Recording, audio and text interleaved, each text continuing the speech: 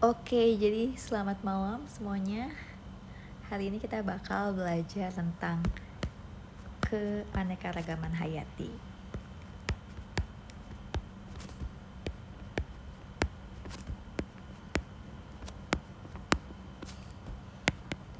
Atau biasa juga disebut sebagai biodiversitas ya.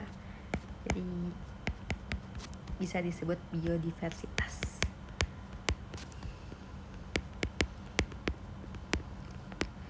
Nah, apa sih yang mau dibahas di malam ini? Jadi pertama kita mau menjawab nih, kenapa sih ada keanekaragaman hayati? Terus jenis-jenis keanekaragaman hayati itu ada keanekaragaman apa aja? Lalu contohnya seperti apa dan sebagainya. Kita mulai aja. Yang pertama kita bakal bahas nih, apa sih keanekaragaman hayati itu? Mengapa keanekaragaman hayati itu terbentuk? Jadi mengapa ada ya? Mengapa keanekaragaman hayati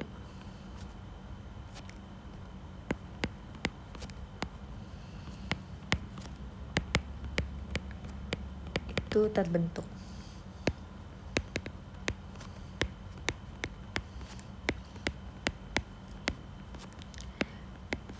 Nah, jadi bayangkan dulu kalau misalnya dulu permukaan bumi itu menyatu jadi satu benua raksasa yang disebut Pangea ya. Jadi dulu itu ada benua raksasa ya. Dulu ada benua raksasa.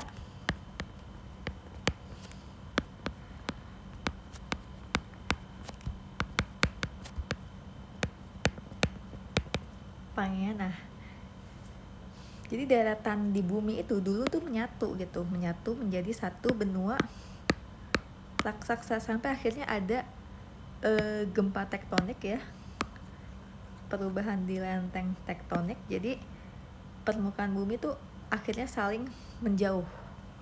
Oke.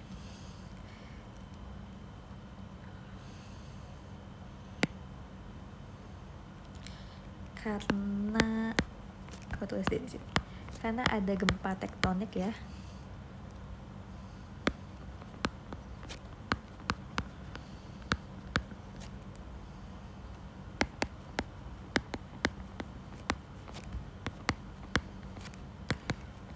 Jadi permukaan bumi itu saling menjauh. Ya, jadi benua itu akibatnya ya. Akibatnya itu apa? Yang pertama itu benua saling menjauh.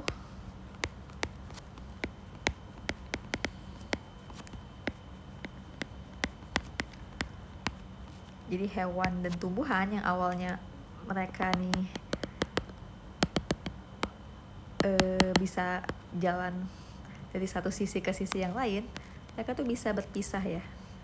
Jadi hewan dan tumbuhan juga berpisah.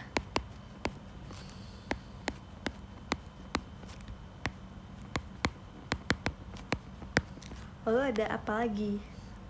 Ada adaptasi lingkungan. Jadi lingkungan di muka bumi ternyata jadi berubah nih ya, yang menyebabkan adanya adaptasi lingkungan. Adaptasi di lingkungan baru.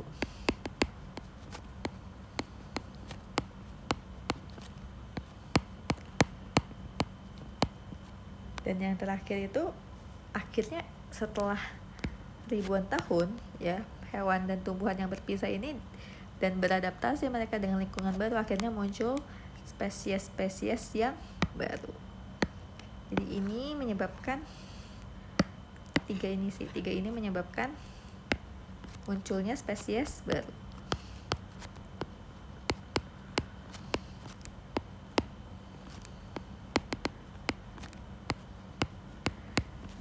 Oke, contohnya itu apa? Contohnya itu misalnya ada kanguru di Australia itu ada kanguru, terus misalnya di Asia ada harimau, terus ada bison di Amerika Utara. Jadi muncul spesies-spesies baru yang mungkin ribuan tahun lalu tuh nggak ada karena akibat dari benua yang saling menjauh ini. Jadi ada retakan di bumi dari satu benua besar yaitu Pangea berubah menjadi benua-benua lainnya yang terpencar. Nah, sebenarnya muncul sih kalau misalnya kalian belajar biodiversitas atau keanekaragaman hayati itu ada pertanyaan apa sih bioma? Karena kalau misalnya kalian ingat materi kita tentang ruang lingkup biologi, jadi kan dari sel ya, dari sel terus nanti naik jadi jaringan, terus sistem organ jadi sistem organ jadi individu, lalu spesies. Kalau spesiesnya sama berkumpul jadi populasi, nanti kumpulan populasi jadi ekosistem, nanti muncul jadi bioma. Nah, bioma itu apa sih gitu ya? Bioma itu apa? Jadi bioma itu adalah wilayah yang memiliki iklim, suhu, curah hujan, dan jenis tumbuhan dominan tertentu. Ini aku tulis dulu ya. Bioma itu adalah wilayah ya, wilayah yang memiliki iklim,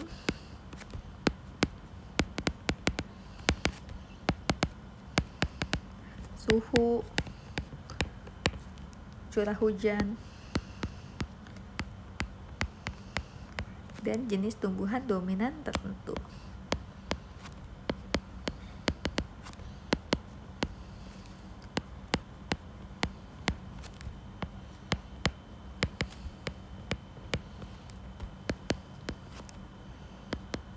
Nah, akibatnya apa?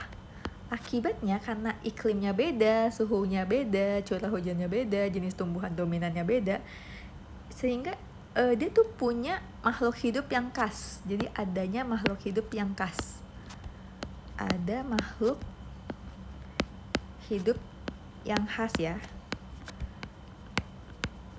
Khas. Oke. Contohnya tuh, maksudnya tuh gimana sih Kak bioma itu? Jadi bayangkan ya analoginya di sini. Analogi. Bayangkan bioma itu kayak rumah. Rumah itu kan ada dapur ya.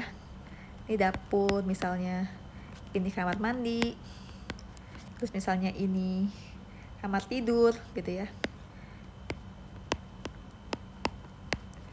Nah, setiap bagian rumah kan dapur itu kan biasanya apa? Biasanya panas ya, panas. Sedangkan kamar mandi biasanya lembab. Kamar tidur biasanya sejuk. Mungkin di sini ada ruang keluarga, biasanya hangat gitu ya. Ruang hangat misalnya. Nah, jadi setiap ruangan itu memiliki wilayahnya sendiri, ciri khasnya sendiri gitu. Nah, sama kayak bumi gitu ya. Sama kayak bumi. Jadi di bumi itu setiap wilayah tuh punya ciri khasnya masing-masing gitu.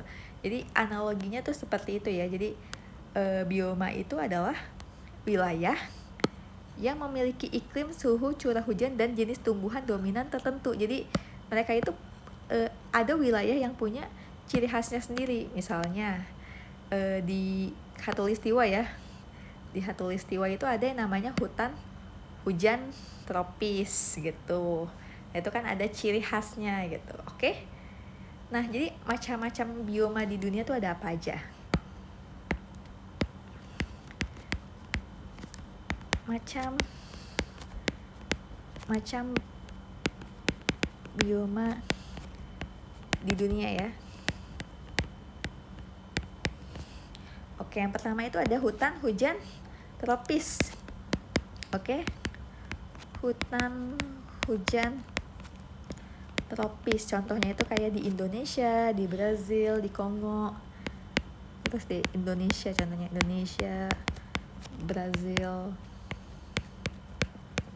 dan lain-lain ya. Lalu ada apa lagi? Oh ya, hutan hujan tropis tuh cirinya itu mereka misalnya hujannya sepanjang tahun, terus juga lembab, pohonnya tinggi-tinggi ya. Ini deh, hujan sepanjang tahun,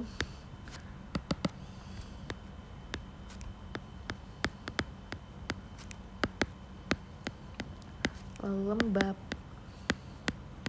curah hujan tinggi. pohonnya tinggi gitu ya, bisa sampai 50 meter lebih. Biasanya pohon-pohonnya tuh membentuk kanopi ya, jadi ada ekosistem, jatuhnya tuh kayak ada persaingan gitu di bawah, karena kan pohonnya tinggi-tinggi tuh, jadi daun-daunnya itu kan menyebar ya, langitnya tuh kayak tertutup daun dari pohon-pohon yang tinggi itu, sehingga yang tumbuhan-tumbuhan yang rendah yang gak setinggi pohon-pohon itu, mereka tuh saling bersaing untuk mendapatkan sinar matahari. Jadi ada persaingan juga di situ, ada semacam ekologinya sendiri. Oke. Nah, terus selain hutan hujan tropis tuh ada apa lagi? Ada savana misalnya. Savana atau sabana ya. Jadi ini tuh padang rumput dengan beberapa pohon. Kalau kamu pernah nonton film-film kayak apa ya, kayak Our Planet gitu, nah itu kan kayak pernah ditampilin kayak di Afrika gitu ya, atau di Nusa Tenggara. Jadi ada padang rumput gitu, tapi pohonnya tuh satu jenis atau beberapa jenis doang gitu ya. Nah itu namanya sabana itu. Jadi padang rumput dengan satu atau beberapa jenis pohon ya.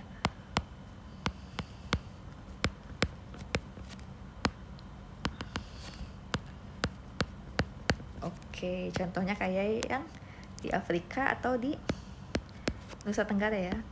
Afrika.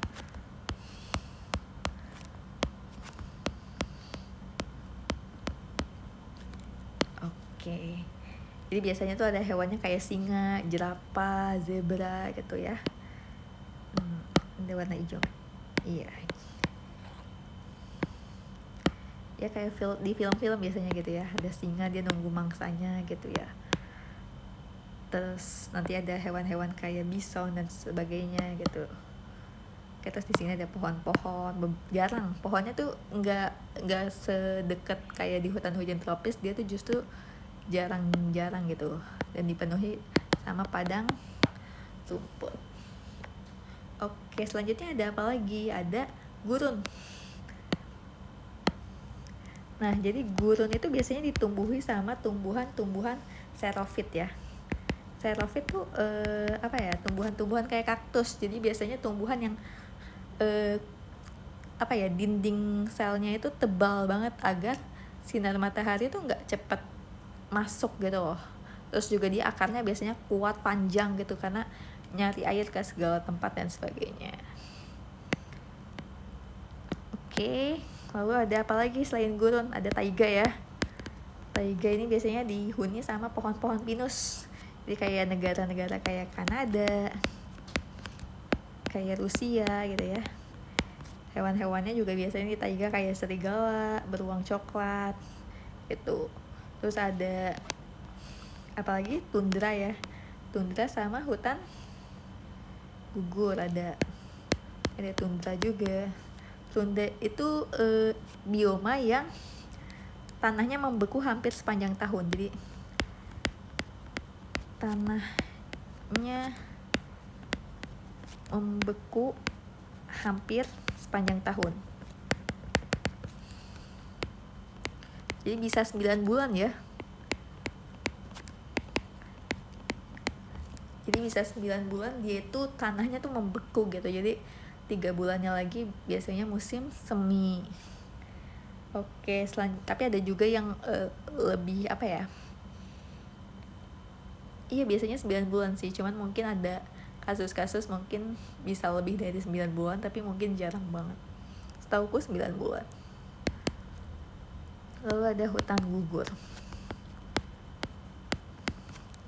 Ya, hutan gugur ini maksudnya apa? Biasanya dimiliki oleh negara yang punya 4 musim. Kayak di Jepang, kayak Korea, atau di Eropa ya. Jadi nanti ada musim panas. Lalu misalnya habis musim panas, mereka tuh musim gugur ya. Gugur karena daunnya itu mau berguguran biar saat musim dingin ya. Musim dingin, pohonnya itu dalam kondisi dorman atau tidur. Lalu setelah matahari mulai hangat lagi, musim semi tiba, di mana es itu mulai mencair, jadi pohon-pohon mulai mendapatkan air lagi. Oke. Nah, sebenarnya keanekaragaman hayati itu apa sih gitu? Ya, muncul pertanyaan nih. Apa sih keanekaragaman hayati?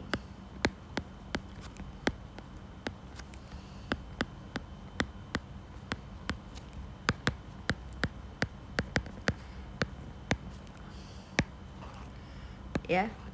Jadi keanekaragaman hayati itu atau biodiversitas adalah variasi kehidupan di bumi. Jadi petulis ya. Seluruh variasi kehidupan di bumi. Mulai dari tingkat gen, tingkat spesies hingga ekosistem. Jadi dari tingkat gen ya, tingkat spesies hingga tingkat ekosistem. Nah, jadi varietasnya itu semakin tinggi ya, dari yang biasanya gen itu, contoh yang gen itu misalnya kayak kucing. Kucing itu kan ada kucing yang warna bulunya itu ada yang abu-abu, ada yang oranye, ada yang putih, ada yang hitam. Nah, mereka kan sama-sama kucing ya. Jadi ada variasi di tingkat gen. Sedangkan variasi di tingkat spesies itu contohnya apa? Contohnya itu ya kayak ini misalnya Panthera ya. Jadi ada Panthera tigris, ada Panthera leo, ada Panthera domestica misalnya. Jadi misalnya kucing itu dia tuh berkerabat dekat sama singa karena dia ada di genus yang sama itu. Jadi variasi kehidupan di tingkat spesies. Nah, kalau variasi kehidupan di tingkat ekosistem ya, itu contohnya kayak yang ini, yang sebelumnya. Ada ekosistem misalnya hutan gugur itu pasti beda sama hutan hujan tropis, karena hutan hujan tropis kan cuman 2 musim ya, yaitu musim hujan dan musim kemarau, sedangkan hutan gugur kan punya 4 musim. Jadi ada variasi tumbuhan dan hewannya pasti berbeda-beda karena ada adaptasi yang berbeda. Nah, oke, jadi kalau di Indonesia itu contoh ekosistemnya itu di mana tuh misalnya? Ya, ini di Indonesia ya contohnya ya. Itu kita ada hutan hujan Kalimantan ya. Hutan hujan Kalimantan. Lalu kita juga ada hutan mangrove ya. Hutan mangrove. Lalu ada savana baluran.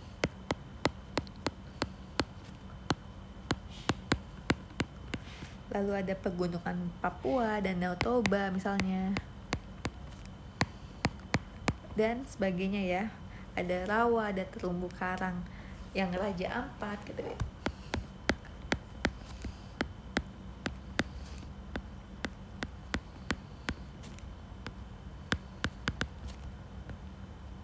Raja Ampat. Jadi di Indonesia aja keanekaragaman hayati ada di banyak tempat ya. Dari yang Sabang sampai Merauke. Oke. Ini aku tulis ya yang keanekaragaman spesies. Jadi tadi kan aku bilang kalau di genus Panthera ya. Panthera. Ya, contohnya Panthera leo. Panthera leo ini adalah singa. Oke, nanti ini aku ajarin cara penulisan binomial nomenklatur, tapi enggak di video yang sekarang. Lalu misalnya ada Panthera tigris ya. Panthera tigris contohnya harimau. Lalu ada Panthera pardus.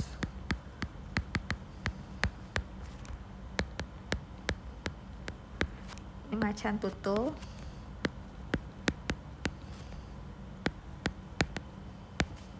Lalu ada Panthera onca ya. Ini tuh jaguar. Nah, ini adalah keanekaragaman spesies. Aneka ragam tingkat spesies ya. Kenapa? Karena mereka itu ada di genus yang sama, yaitu genus Panthera, dan sedangkan di sisi sininya itu adalah spesiesnya. Oke, jadi kalau Panthera leo berarti dia itu merujuk pada singa gitu. Kalau Panthera tigris yaitu harimau. Oke, jadi mereka ada di genus Panthera.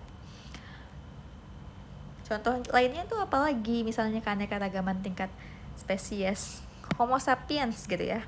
Homo sapiens. Lalu ada Homo erectus. Harusnya ini kecil sih. Jadi kalau penulisan nama binomial nomenklatur, genus itu hurufnya besar. Sedangkan di sisi spesies itu kecil. Tapi kalau tulis tangan mereka itu pakai garis bawah. Tapi kalau misalnya diketik ya, diketik itu biasanya hurufnya miring. Hurufnya miring, italik gitu. Oke, Homo erectus.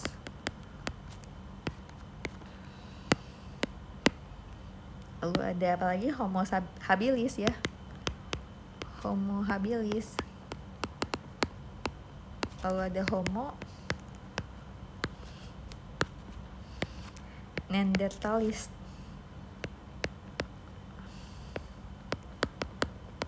Homo neanderthalis lensis ya.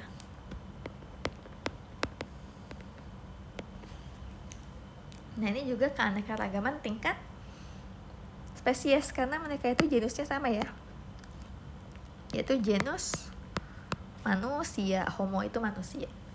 Oke, sedangkan Homo sapiens ini artinya manusia bijak. Manusia bijak. Oke. Dan sekarang ini cuman Homo sapiens saja yang masih hidup ya. Sedangkan homo-homo yang lainnya ini sudah punah. Terus kita bakal bahas juga nih, kenapa keanekaragaman hayati di Indonesia itu sangat kaya. Nah, tadi kan udah dijelasin ya. Contohnya tuh kayak terumbu karang di Raja Ampat, hutan hujan di Kalimantan, Danau Toba, hutan mangrove, savana di Baluran, ya. Jadi sebenarnya Indonesia itu adalah negara dengan mega biodiversitas. Indonesia itu negara mega biodiversitas.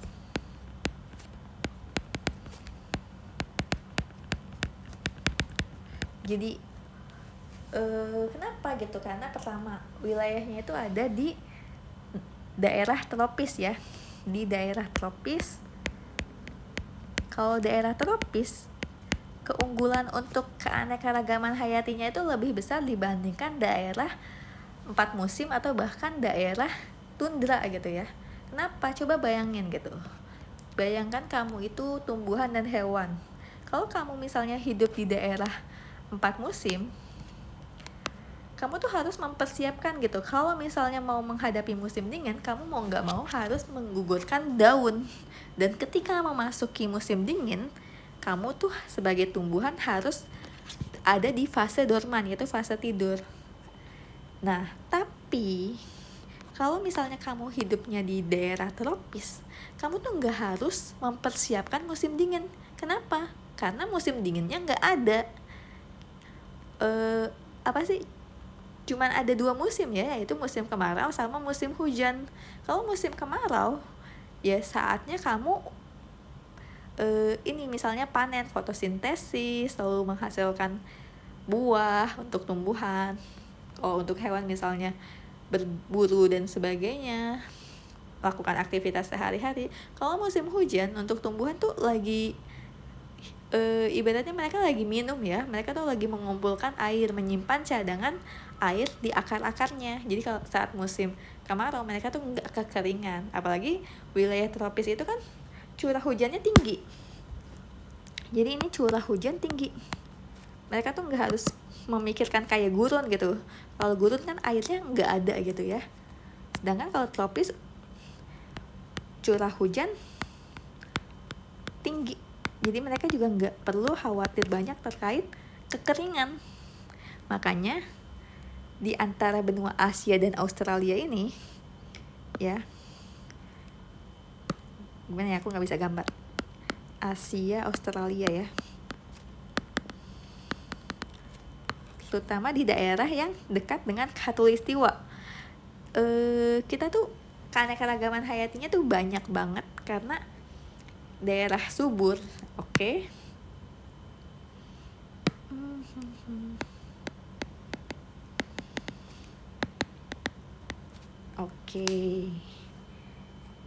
Akibatnya apa? Akibatnya banyak spesies-spesies endemik gitu, kayak misalnya orang utan, komodo, anoa, cendrawasih, dan sebagainya. Nah, selanjutnya kita bakal bahas nih, manfaat keanekaragaman hayati apa?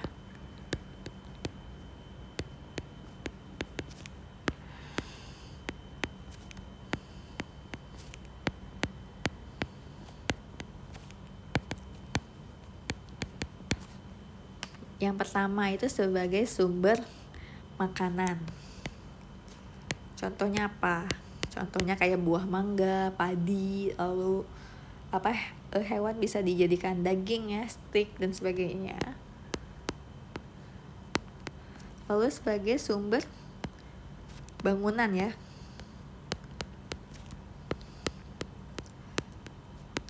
Bangunan misalnya kayu jati bisa dijadikan perabotan rumah tangga juga. Lalu sebagai sumber bahan pakaian ya. Contohnya apa? Kayak sutra ya. Dari ulat sutra nanti jadi benang sutra. Lalu bisa jadi sumber obat-obatan.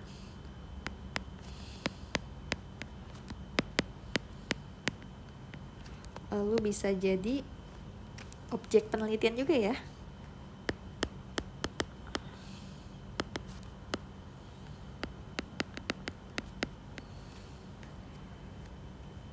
Dan pastinya jadi sumber oksigen untuk pohon-pohon ataupun alga-alga di laut. Nah, kenapa sih harus ada keanekaragaman hayati? Terus kalau misalnya nih Kak, misalnya aku nih tiba di hutan gitu ya, aku ke hutan nyasar atau tersesat gitu ya, terus gimana cara aku bertahan hidup di hutan? Cara bertahan hidup di hutan, yang pertama kalau misalnya kamu tiba-tiba tersesat di hutan dan kamu harus memikirkan cara bertahan hidup, yang pertama dan paling utama kamu harus cari sumber air. Oke? Cari sumber air. Tapi airnya itu jangan air danau ataupun air rawa. Carinya adalah air sungai. Kenapa nggak air danau atau rawa-rawa? Karena air yang diam itu biasanya banyak terkontaminasi bakteri. Sedangkan air sungai itu kan mereka bergerak. Jadi lebih bersih biasanya. Oke, yang kedua, kalau misalnya nggak ada sungai, mau nggak mau cari mata air, karena mata air juga bersih biasanya.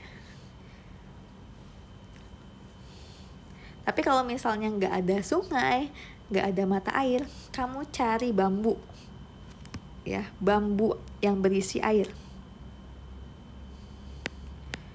Bambu berisi air ya. Jadi dibelah gitu bambunya biar dapat air. Tapi kalau misalnya sungai nggak ada, mata air nggak ada, bambu yang berisi air juga nggak ada, cara lainnya itu adalah tanaman merambat tertentu gitu ya. Cari tanaman merambat. Oke.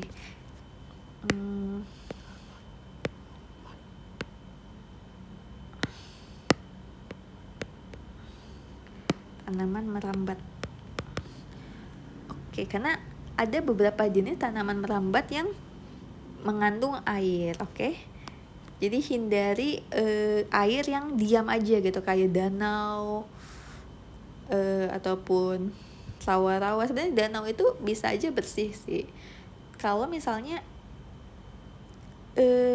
ada aliran, jadi nggak diem bener-bener di situ, ngerti nggak? Jadi ada siklus aliran air dari mata air ke danau gitu.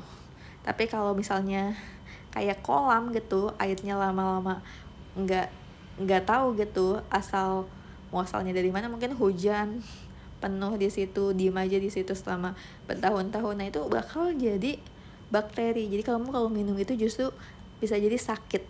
Oke, yang pertama itu kalau kamu mau hidup di hutan, kamu cari sumber air dulu. Kalau udah ketemu sumber air, cari buah. Cari buah untuk dimakan. Nah, gimana sih cara mengetahui ada buahnya itu bisa dimakan atau nggak bisa dimakan? Caranya tuh gampang. Pertama, kamu harus cari buah yang dimakan sama burung atau hewan-hewan di hutan. Ini harus dimakan burung atau hewan hutan ya, kayak kera atau sebagainya. Karena kalau mereka makan dan aman-aman aja, otomatis kalau kamu makan itu kamu bakal aman-aman aja. Jadi kalau kamu ragu gitu, ini buahnya takutnya beracun atau gimana, tunggu gitu. Atau misalnya ada burung, coba kamu kasih ke burung yang makan buah gitu.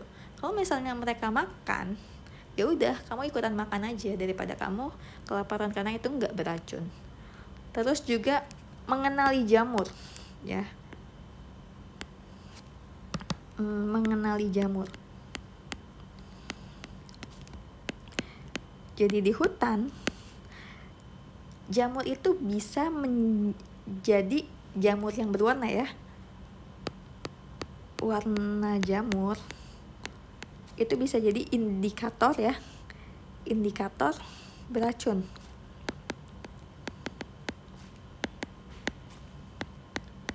Contohnya kalau kamu tahu Mario, apa sih games yang si Mario itu, nah itu kan jamurnya warna merah ya. Nah itu jelas itu jamur yang beracun. Jadi aturan terbaik makan jamur itu adalah jamur yang benar-benar dapat kamu identifikasi, atau biasanya warnanya itu warna pucat ya. Karena kalau warnanya justru nyentrik, kemungkinan besar beracunnya itu ya lebih tinggi gitu. Tapi warna pucat aja, kalau kamu masih nggak yakin itu beracun atau enggak,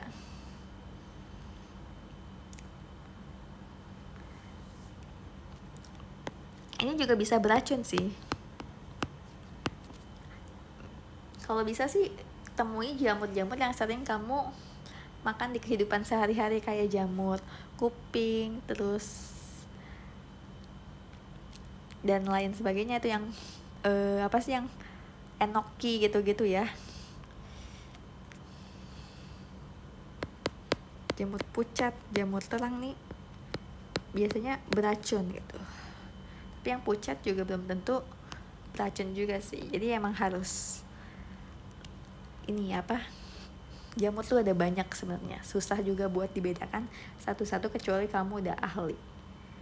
Oke, nah selanjutnya kalau di hutan terus misalnya aku udah nemu mata air nih kak, aku udah nemu buah gitu, terus gimana caranya aku menghindari hewan-hewan berbahaya? Nah jadi ada tanda-tanda mengenali hewan berbahaya.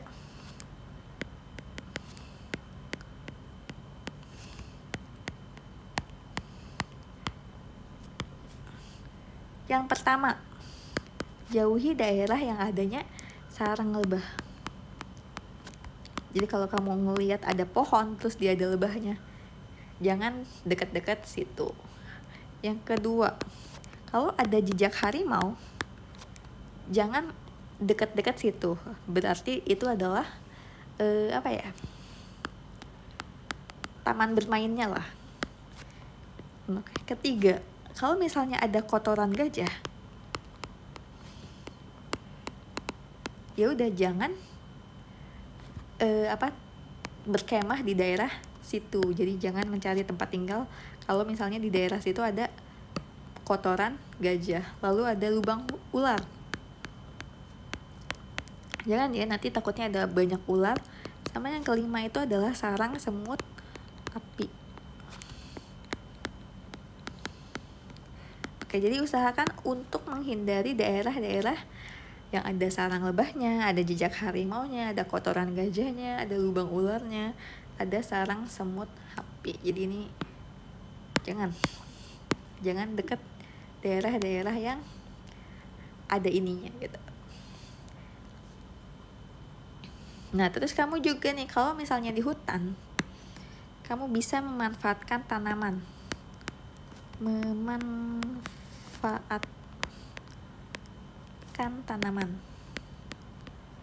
Contohnya apa memanfaatkan tanaman? Jadi daun yang besar dipakai sebagai pelindung.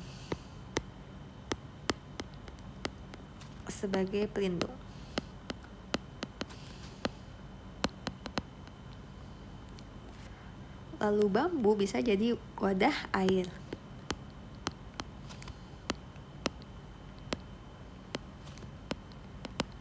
Lalu rotan sebagai tali. Jadi sebagai pengganti tali ya. Lalu kayu mati sebagai bahan bakar.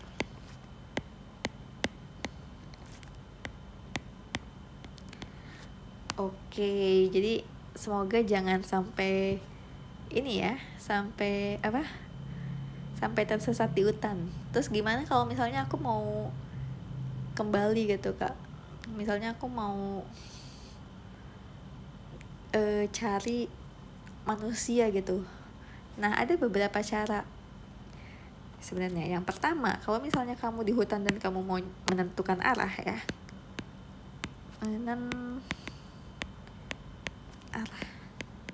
yang pertama, amati aliran sungai mengarah ke daerah berpenghuni. Jadi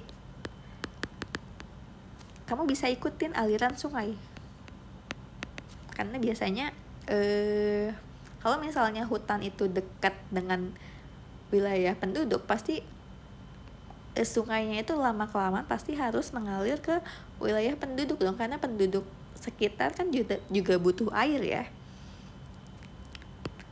Lalu lihat posisi matahari. Jadi kalau matahari terbit itu pasti timur, jadi terbenam di barat.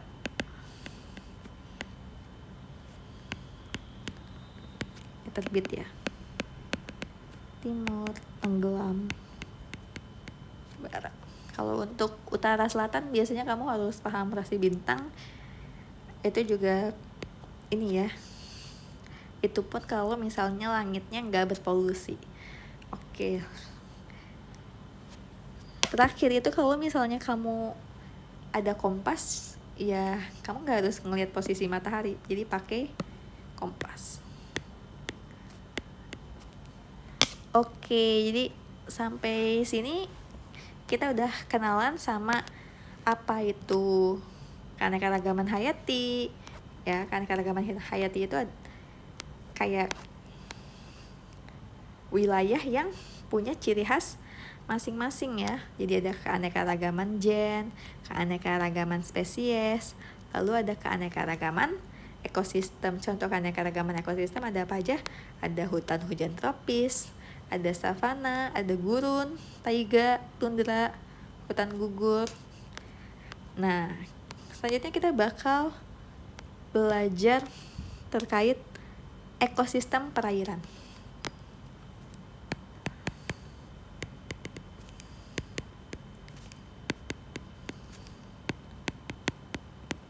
Jadi ekosistem perairan itu adalah apa sih? Ya jelas ya, dari namanya itu adalah ekosistem yang sebagian besar lingkungannya berada di air ya. Lingkungannya sebagian besar di air.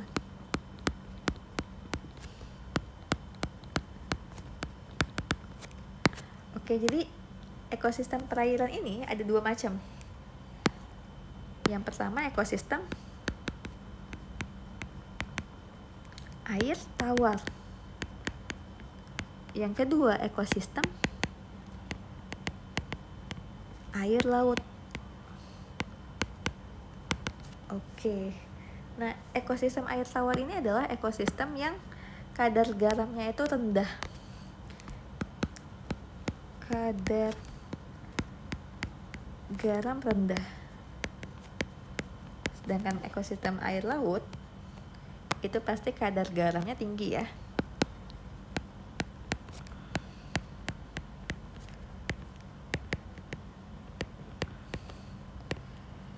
Contohnya, yang air tawar itu apa? Danau. Lalu ada apa? Sungai.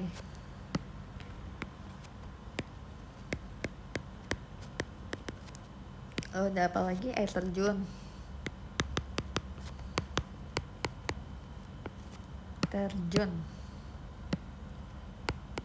Lalu ada apa lagi? Rawa ya. Lalu ada apa lagi? Waduk. Sedangkan air laut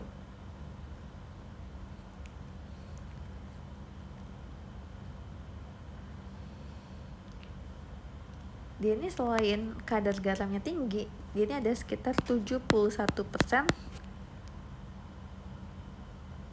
di permukaan bumi ya.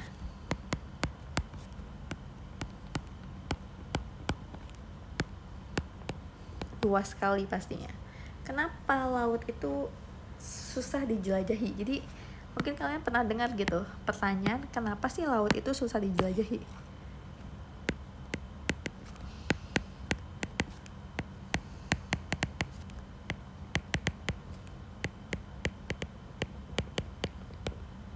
Ya, ada alasan-alasan kenapa laut itu susah dijelajahi, karena bisa jadi sangat dalam kayak di Palung Mariana. Contohnya Palung Mariana ya.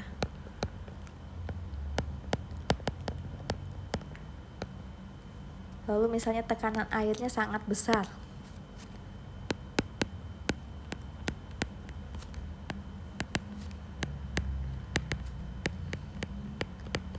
Contohnya lagi apa? Tidak ada cahaya matahari. Jadi cahaya matahari itu nggak bisa menembus sampai dasar lautan.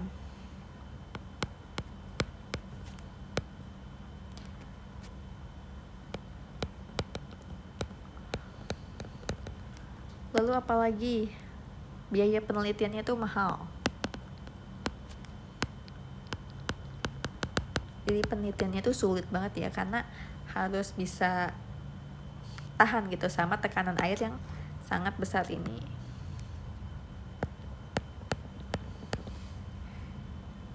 Jadi kapal selam dan robot itu punya keterbatasan ini.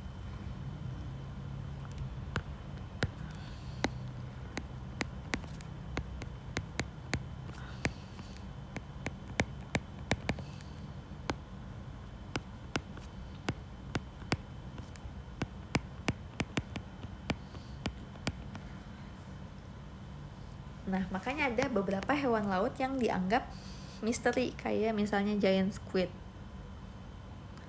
Ya, jadi ada legenda monster laut ya. Atau misalnya kalian pernah tahu ikan megalodon gitu ya. Atau misalnya kalian nonton film-film apa gitu, jadi ada monster-monster laut tuh yang masih jadi dugaan kayak putri duyung dan sebagainya. Oke, sampai sini semoga dipahami. Nah, kita bakal lanjut nih, lebih fokus ke ekosistem laut. Jadi kita bakal bahas tentang macam-macam ekosistem laut.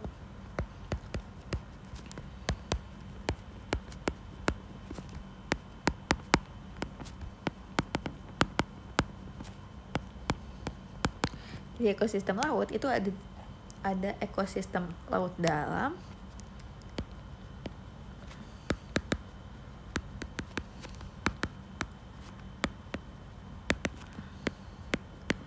contohnya itu apa? Jadi hewan-hewannya itu harus tahan sama yang gelap total ya. Mereka ini punya cirinya itu tahan terhadap gelap total,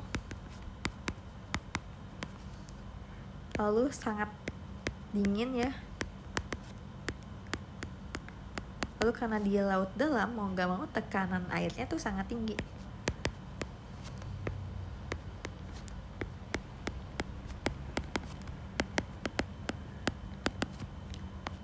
Yang menarik itu adalah hydrothermal vents. Jadi ada semacam bakteri ya. Bakterinya itu dia memperoleh energinya itu bukan dari sinar matahari, tapi dari senyawa kimia. Jadi bakteri ini biasanya menjadi dasar rantai makanan, kayak misalnya buat kerang, kepiting, dan hewan laut lainnya. Yang kedua, kita ada ekosistem terumbu karang. Aku satuin aja deh, ini satu gitu ya. Ekosistem terumbu karang.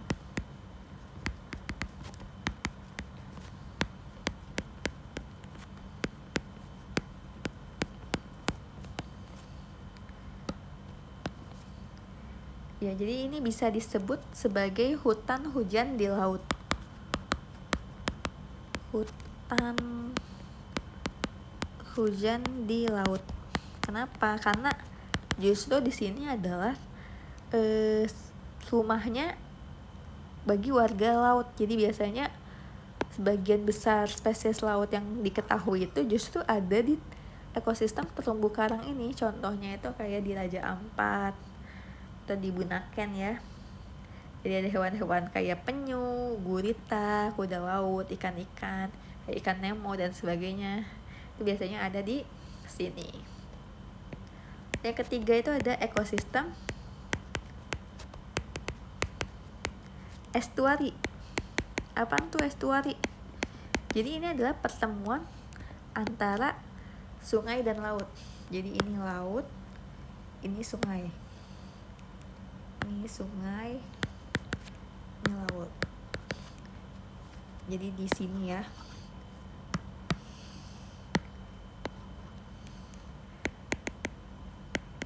Sistem estuari.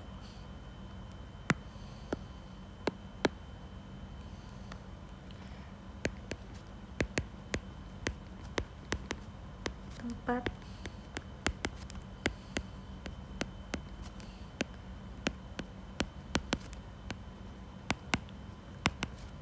Oke, jadi biasanya ada hewan-hewan seperti apa gitu. Hewan-hewannya kayak kepiting, bakau, udang, bandeng, dan sebagainya. Hewan, contohnya kepiting, bakau, udang, bandeng, dan sebagainya.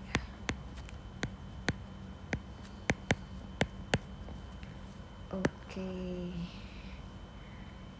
Lalu ada ekosistem apa lagi? Ekosistem hutan mangrove.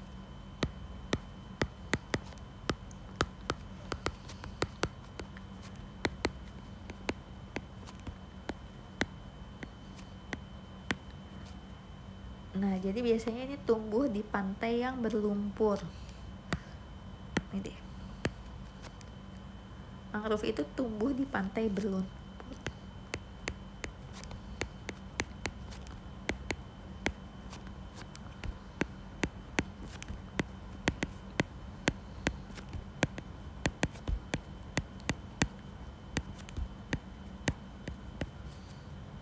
Jadi dia tuh punya akar yang bisa bernafas, lalu juga sangat penting ya. Kenapa sangat penting? Karena bisa menahan abrasi. Jadi kalau misalnya ada ombak besar yang menuju ke pantai, dia tuh nggak langsung bruk gitu langsung ke pantai, karena dipecah dulu di ekosistem hutan mangrove ini. Lalu juga dia melindungi dari tsunami ya. kalau misalnya ada tsunami gitu, kayak yang tadi misalnya jadi ya itu tsunami-nya itu nggak langsung meluluh lantahkan daerah pantai, tapi terhambur dulu gitu ya. Tekanannya tuh kayak berkurang gitu di hutan mangrove. Nah, lalu juga jadi tempat pembesaran ikan.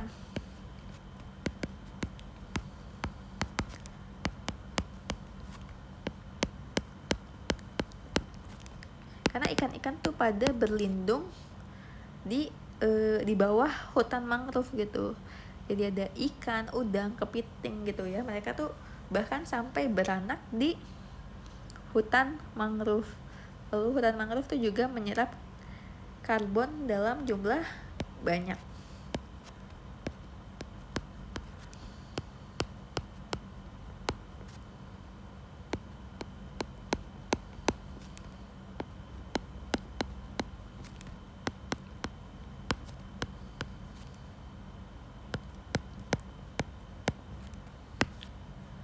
Oke, yang terakhir itu ada ekosistem pantai.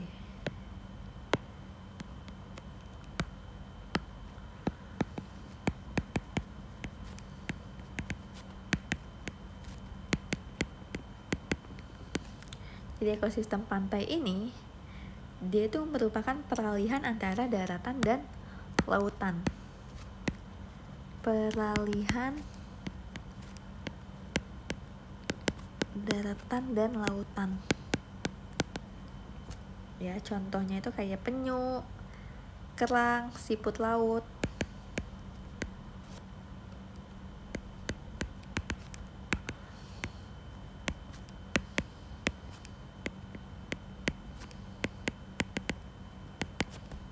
Dan sebagainya.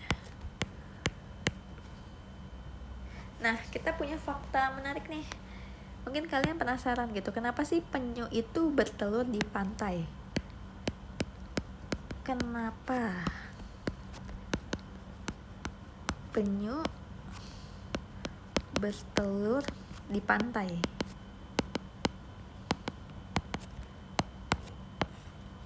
Gitu. Jadi kalau penyu dewasa ya, penyu dewasa itu hidupnya di laut. Tapi ketika dia akan bertelur, penyu itu bakal kembali ke pantai. Saat akan bertelur, penyu kembali ke pantai. Balik ke pantai.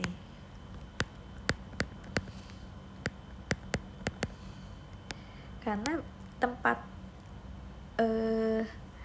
ini balik ke asal mulanya ya. Jadi karena kan si penyu ini kan dia tuh lahirnya tuh di pantai, jadi dia ingat gitu untuk kembali bertelurnya di pantai. Jadi dia bakal menggali pasir dan meletakkan telurnya gitu. Karena kenapa harus di pantai?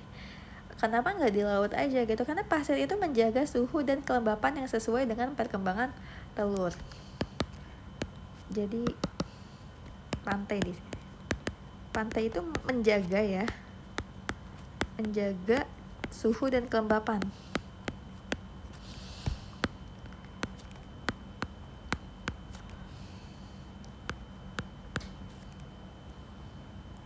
Untuk perkembangan telur. Jadi kalau misalnya setelah telurnya menetas ya, anak penyu ini bakal berusaha lagi mencapai laut. Jadi balik lagi ke laut sampai nanti dia dewasa. Nanti pas dewasa dia balik lagi ke pantai. Nanti siklusnya berulang terus. Jadi ada alasan kenapa harus di pantai, nggak di laut aja dia bertelurnya, karena pasir pantainya itu justru bisa jadi penitipan anak ya. Penitipan anak karena suhu dan kelembapannya itu pas buat telur.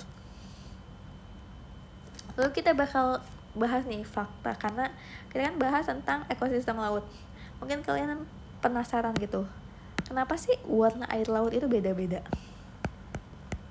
Kenapa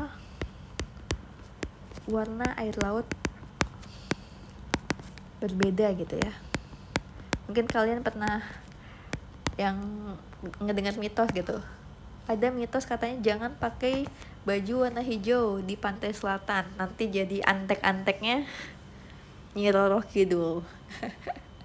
Karena di pantai selatan air lautnya itu warnanya hijau ya. Kalau kamu pakai warna hijau terus tiba-tiba tenggelam, kamu nggak bakal kelihatan gitu. Jadi itu sebenarnya demi keselamatan masing-masing ya. Jadi kalau misalnya ada air laut di pantai itu warnanya biru tua ya, kamu jangan berani-berani kamu, apalagi nggak bisa berenang, nyemplung ke situ. Kenapa? Karena ini airnya sangat dalam. Terus juga kalau misalnya air lautnya warnanya hijau gimana kak? Ya sama tuh kayak yang tadi mitos yang Nyi Roro Kidul itu ya. Berarti di situ itu banyak alga yang menyebabkan warna air lautnya berubah menjadi hijau karena alganya tumbuh di situ gitu. Lalu gimana kalau warnanya biru muda atau toska gitu ya? Berarti ini laut dangkal, perairan dangkal.